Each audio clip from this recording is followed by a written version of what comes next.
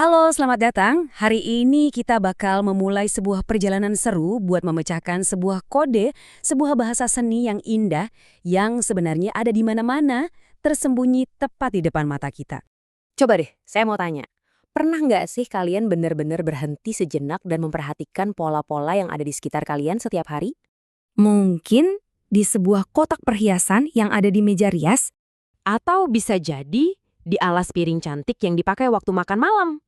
Atau bahkan, coba cek deh di baju atau kain favorit kalian.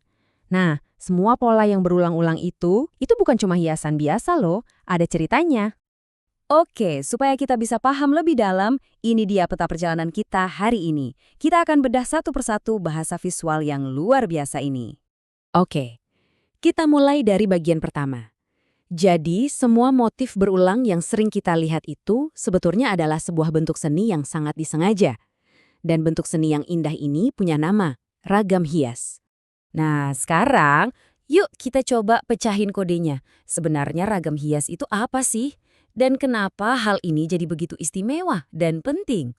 Sederhananya begini, ragam hias itu adalah sebuah bentuk dasar hiasan yang sengaja dibuat berulang-ulang. Tujuannya untuk mengubah benda yang tadinya biasa aja jadi sebuah karya seni yang indah dan punya nilai lebih. Nah, ini dia yang paling menarik. Ragam hias itu bukan cuma soal gambar yang cantik, ada 4 pilar penting di baliknya.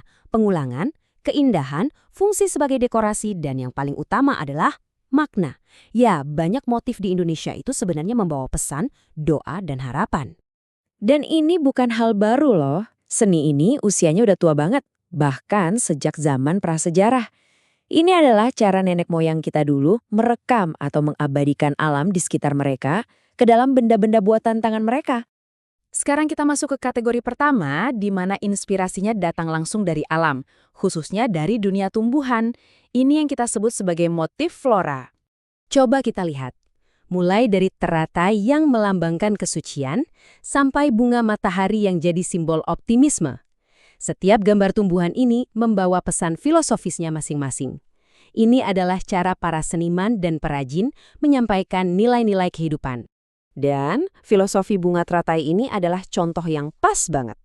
Dia jadi simbol kemurnian hati, sebuah pengingat bahwa keindahan itu bisa muncul bahkan dari tempat yang paling gak terduga sekalipun. Keren ya?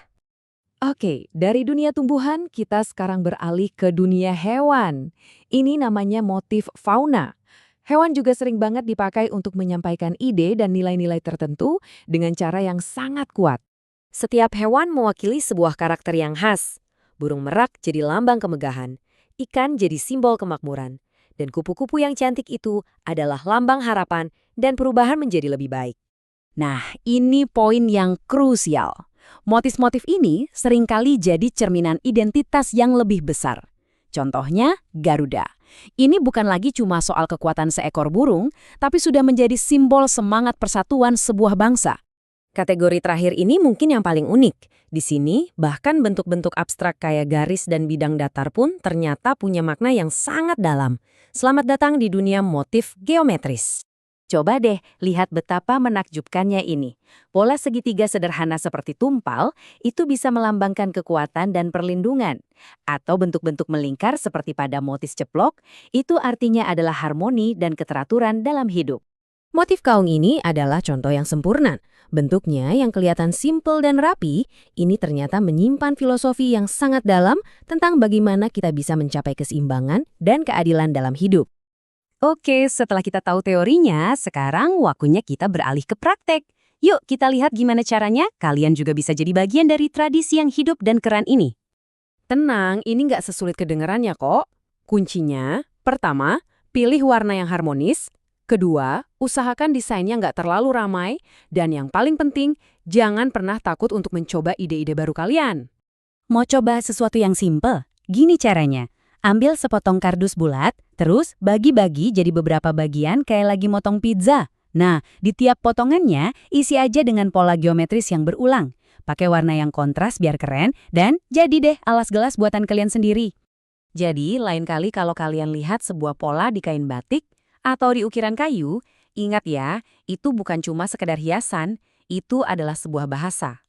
Pertanyaannya sekarang adalah, Setelah kalian tahu kodenya, cerita apa yang akan kalian pilih untuk disampaikan lewat karya kalian?